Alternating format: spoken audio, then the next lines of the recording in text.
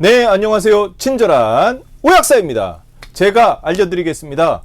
우리가 자주 먹는 면역력에 직접적인 영향을 주는 유산균, 프로바이오틱스, 프리바이오틱스, 포스트바이오틱스, 이러한 유익균을 제대로 올바르게 알고 먹는지, 올바른 유산균 섭취법을 알지 못한다면 유익균이 늘어나지 않아 제대로 된 효과도 못 볼 수 있습니다.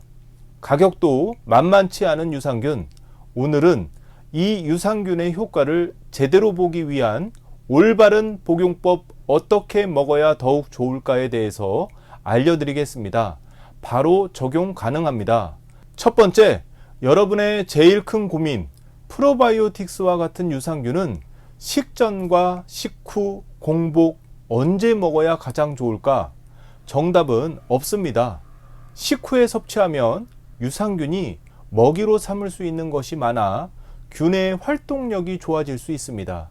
또 식전이나 공복에 섭취하면 균의 대장 도달력이 높아질 수 있으나 위산의 영향을 많이 받을 수 있으므로 물을 많이 마시면서 섭취하는 것이 권장됩니다.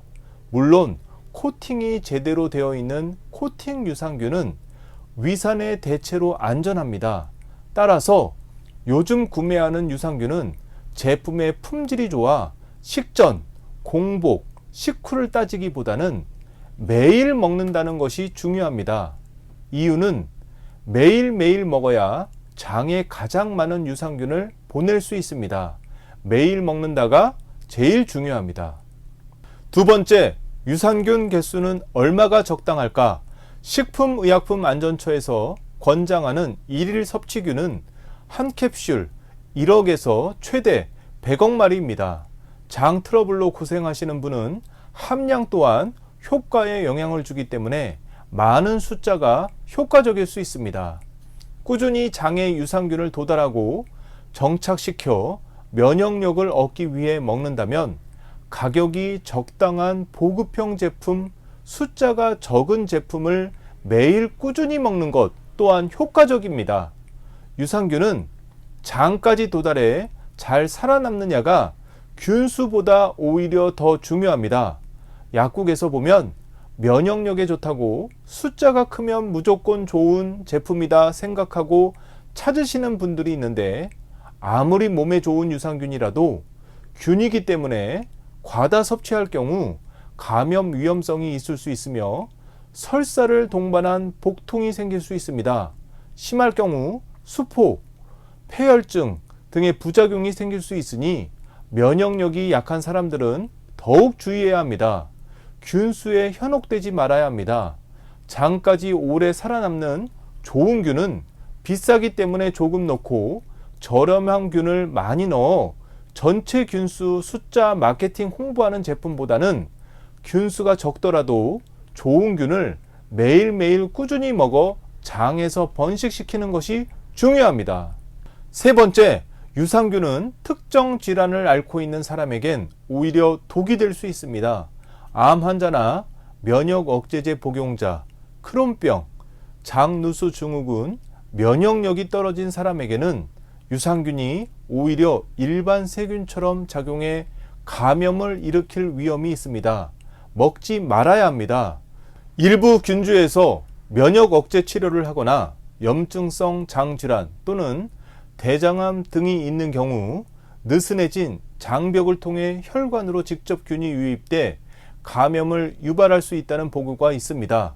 다만 영유아나 산모, 고령자에게서는 프로바이오틱스 제품을 복용하는데 큰 문제는 없습니다. 따라서 백신도 그렇듯이 유산균은 살아있는 균입니다. 내 몸이 평소 면역력이 좋은 상태를 유지하고 그런 상태에서 복용하는 것이 제일 중요합니다. 유산균은 내 몸 면역력이 약해졌을 때 먹는 것이 아니라 건강한 내 몸 면역력을 약해지지 않도록 하기 위해 생균을 먹는 것입니다. 네 번째, 음식을 짜게 먹으면 내가 먹은 유산균이 죽을 수 있습니다. 고염분 섭취는 장내 세균, 락토바실러스균의 숫자를 줄이기 때문입니다. 락토바실러스균이 장에서 사라지면 혈압이 오르고 몸에 염증이 잘 생깁니다. 짜게 먹지 않으려면 국물 음식, 젓갈류 조금 줄이고 과일, 채소 많이 드셔야 합니다. 인스턴트 음식, 기름진 음식, 카페인, 탄산음료는 유산균을 오히려 방해할 수 있습니다. 함께 드시면 안 좋습니다. 반면 과일, 채소, 잡곡류는 유산균의 증식을 도와주는 유산균의 좋은 음식입니다. 다섯 번째, 얼마나 먹어야 할까? 어떤 유산균이든 최소 한 달 이상은 매일 꾸준히 먹어야 효과를 볼 수 있습니다. 유산균이 장에 잘 도달하고 정착하기 위해서 코팅된 제품을 먹는 것이 중요합니다. 위산에 강한 코팅이 잘 된 제품이 좋습니다. 여섯 번째, 항생제와 동시에 먹지 말아야 합니다. 항생제의 모든 치료가 끝난 뒤부터 복용하시거나 같은 날 먹으려면 항생제를 복용한 뒤 2-3시간 정도 지난 후 항생제가 완전히 흡수된 후에 먹어야 합니다. 유산균 섭취 후 설사나 변비를 겪는 것은 일반적인 증상일 수 있습니다. 갑자기 고함량의 유산균을 섭취해서 일어나는 현상인 경우가 많은데 이때는 양을 조금 줄여주면 도움이 됩니다. 보통은 꾸준히 섭취하다 보면 증상이 개선됩니다.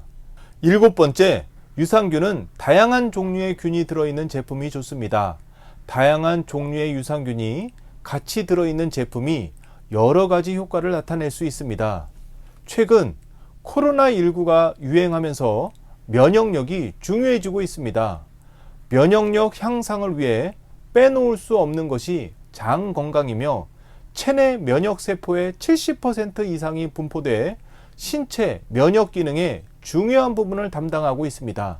장엔 프로바이오틱스 유산균이 최고입니다. 지금까지 친절한 오약사였습니다.